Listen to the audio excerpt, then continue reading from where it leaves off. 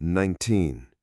On July 14, 2010, the People's Court of Hanoi opened the first instance trial of Michael Tran, the defendant in the case of murdering his ex-girlfriend at the Causier apartment complex. More than 2 months after the incident was exposed, the courtroom was packed.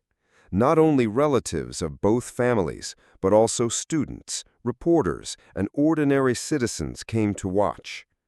Everyone wanted to witness the moment justice spoke before a crime considered barbaric in modern judicial history.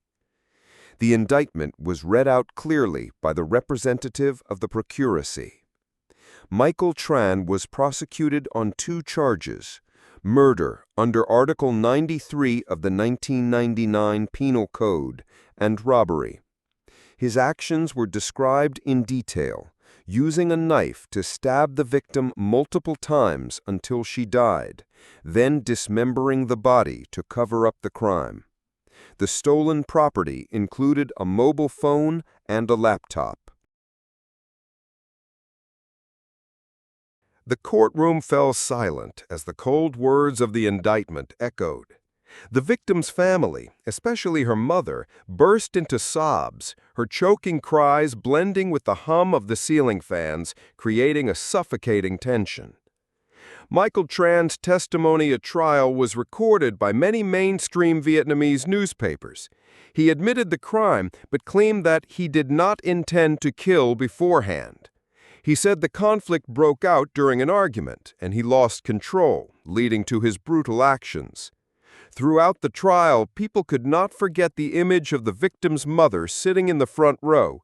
She constantly wiped her tears, sometimes bursting into uncontrollable sobs when her daughter was mentioned. The pain of losing a young, beautiful daughter with a promising future was irreparable. A reporter from Ep.4, Vietnam Law, captured her words during a break.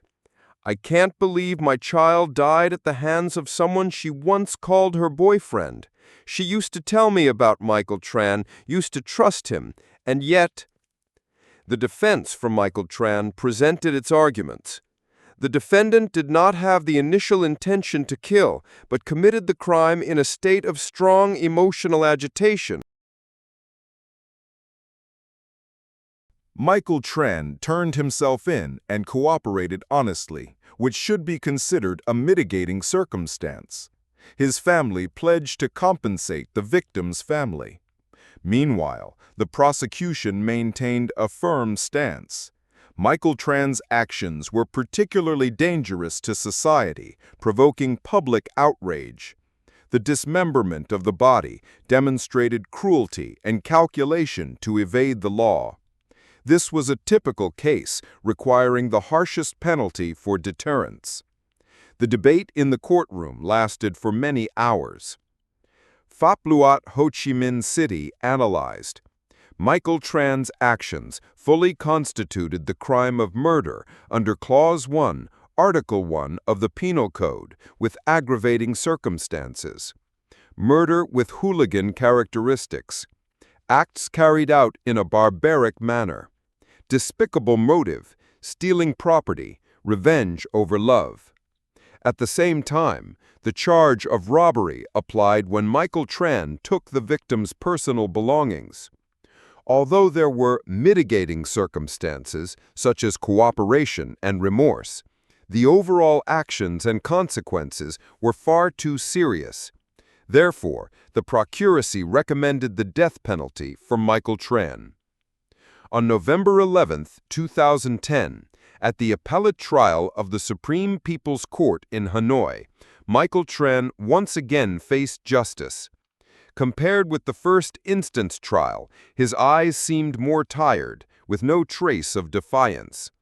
His lawyer continued to plead, citing that the defendant had cooperated, repented, and had a clean background before committing the crime, asking for leniency. However, this argument was quickly dismissed. The representative of the Supreme People's Procuracy affirmed, Michael Tran's actions were exceptionally serious, hooligan-like, and deprived a person of life in a brutal manner, while attempting to dispose of the body to conceal the crime. No mitigating circumstance can outweigh the necessity of the death penalty. The victim's family wept. They said, "We no longer have our daughter. This pain can never be compensated. Justice must be done." Just minutes later, the trial panel declared the death penalty upheld for Michael Tran. The courtroom fell silent. Everyone seemed to understand this was the final chapter of a legal journey that had shaken public opinion for months. Public opinion, fear, and lessons. The Michael Tran case did not stop at a verdict. It became a heated topic among students, parents, and even legal and psychological scholars. In Ep.4 newspaper, 2010, many readers sent letters expressing horror. No one could imagine that someone once a student, educated, could act so brutally. Another parent shared, "We worry for our children, not just about their studies, but also their relationships, their lifestyle, their ability to control emotions." At universities, many seminars were held.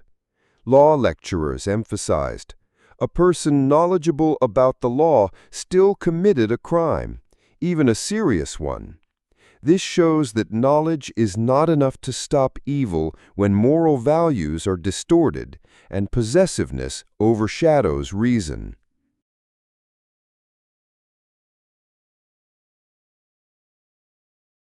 On online forums, young people express their fear about the way Michael Tran disposed of the body, cutting it into parts, hiding it in different places. They called it a cold-blooded act, hard to believe from someone who once lived alongside them in a university environment. Psychologists analyzed that Michael Tran's case was the result of selfishness and possessiveness in love. He could not accept his ex-girlfriend having a new partner. Poor emotional control, jealousy escalating into violence. Distorted thinking after committing the crime.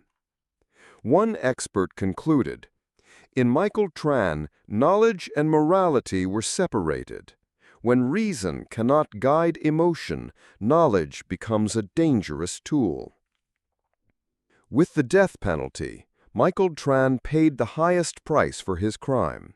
Yet the public remained haunted by the question, why did a young intellectual with a bright future become such a brutal killer? The verdict closed a shocking case, but opened many lessons. About character education for young people, about emotional management skills in relationships, and about society's vigilance toward abnormal signs in personal relationships. On November 11, 2010, the appellate trial of the Supreme People's Court in Hanoi re-examined Michael Tran's case. Previously, the first instance trial sentenced him to death for 2 charges, murder and robbery. However, Michael Tran and his family had filed an appeal, hoping to reduce the sentence from death to life imprisonment. The defense lawyer argued, the defendant committed the crime in a state of mental disturbance without prior preparation and voluntarily confessed and surrendered. These, according to the lawyer, should be considered mitigating factors. But the prosecution quickly rebutted. The representative of the procuracy affirmed, Michael Tran's actions were extremely dangerous to society, hooligan-like, brutal, and caused public panic. His surrender only came after the nationwide warrant was issued. Therefore, it cannot be considered a special mitigating circumstance. When given the chance for final words, Michael Tran stood, his voice trembling. The defendant apologizes to the victim's family, to my parents, to society. I know I cannot be forgiven for the crime I caused. I only hope for a chance to live to atone somewhat.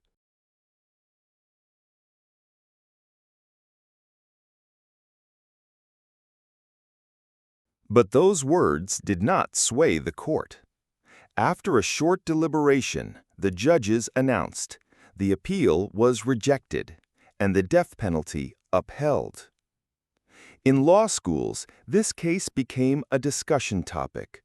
Lecturers and students dissected not only its legal aspects, but also criminal psychology. Some argued that the death penalty was inevitable, as only such punishment could deter. Others questioned, does execution really solve the root causes of crime, or does it only end one individual's fate? According to the 1999 Penal Code, Article 93 stipulates, anyone who commits murder under one of the following circumstances, with hooligan nature, for despicable motives, to commit or conceal another crime, shall be sentenced to 12 to 20 years in prison, life imprisonment, or death.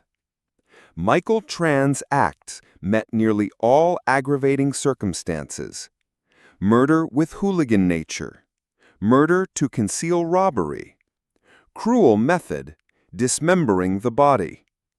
Meanwhile, the mitigating factors were few and weak: cooperation after being wanted, family contributions, unrelated to the case.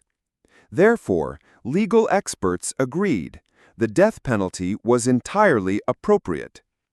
Not only in this case, but the verdict also reflected the firm stance of the law against brutal crimes. It also highlighted the thin line between a student full of promise and a perpetrator when greed and selfishness cloud reason.